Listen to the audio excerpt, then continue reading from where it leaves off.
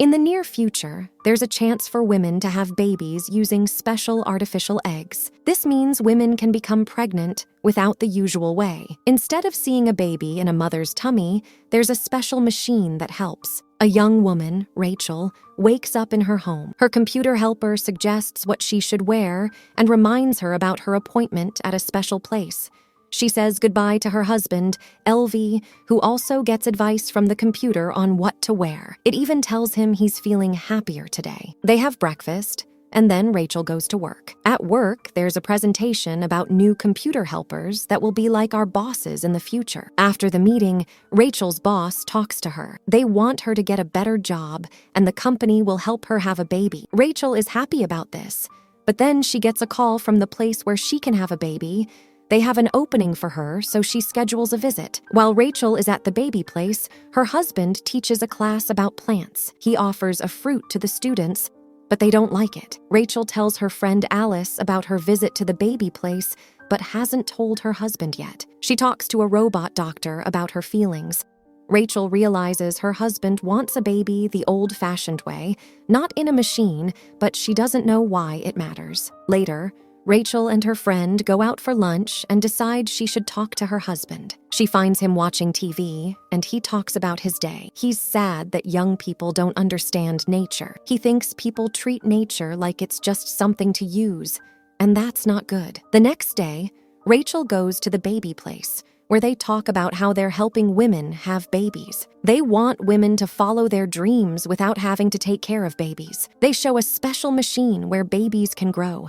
Parents can play music for the baby and even feed it using an app. The babies in the machine are safe from sickness and bad things. After the talk, they remind Rachel to pay some money, but she wants to talk to her husband first. When she gets back home, she tells Elvie about her decision to have a baby with the help of the uterus center, and he gets upset. He's not happy that she made such an important choice without him, and he's also upset that she went to the center without him. Rachel says sorry, and they make up. She suggests talking to their friends, Alice and her husband, about it, so they all visit them. Alice is really excited about how women can have babies without pain, suffering, or changes in their bodies. Her husband shows a special belt for carrying the baby capsule, but Elvie doesn't like the idea and refuses to hold it. At home, Elvie can't stop feeling like the baby capsule is made of plastic. Rachel tries to convince him that the baby will see it as a real womb, but he's still not sure. He finds out about a robot therapist from his wife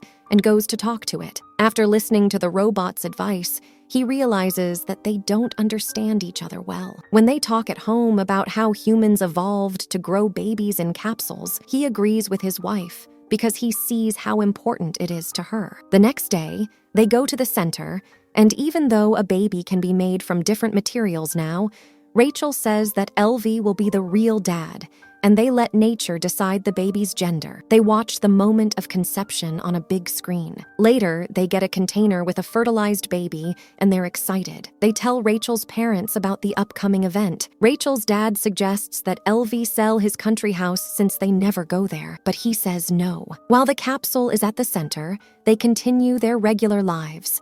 When the time comes, they connect Rachel to the capsule, and she starts picking music for the baby. She tries to see the baby, but they tell her it's kept in the dark until 7 weeks. Then, one day, the capsules send a signal. It's time for the baby to be born, even though it doesn't always happen on schedule. Rachel has strange dreams and talks to her therapist about them, but the therapist says dreams aren't a good way to understand things. After 6 weeks, when they can hear the baby's heartbeat, they bring the capsule home and see the baby for the first time. Rachel prepares the baby's room, and Elvie brings an olive tree sapling. But Rachel wants to replace it with a hologram, and Elvie gets upset and takes the tree away. He promises to plant it in their country house, which Rachel wants to sell. She doesn't understand why they should go there when they have everything they need here, but Elvie doesn't want to raise the baby around plastic. One day, Rachel meets a pregnant woman at the pool who lets her listen to her baby's movements.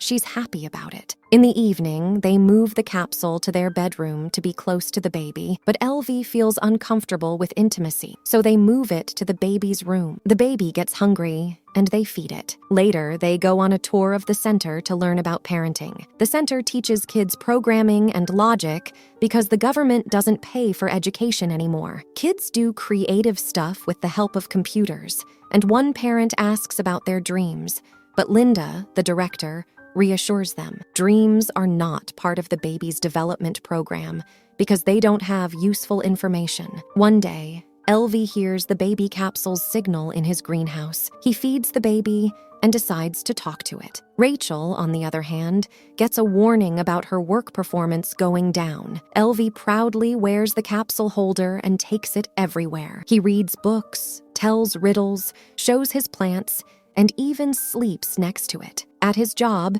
he suggests that visitors hug a tree to feel how it calms the mind. His boss congratulates him on the upcoming baby and suggests replacing the live plants with holographic ones in the greenhouse because real trees are too expensive. Elvie gets really upset and says no. At home, the family watches a penguin movie, and Elvie starts crying when he sees how dedicated the penguins are. Rachel suggests returning the capsule to the center like other parents do.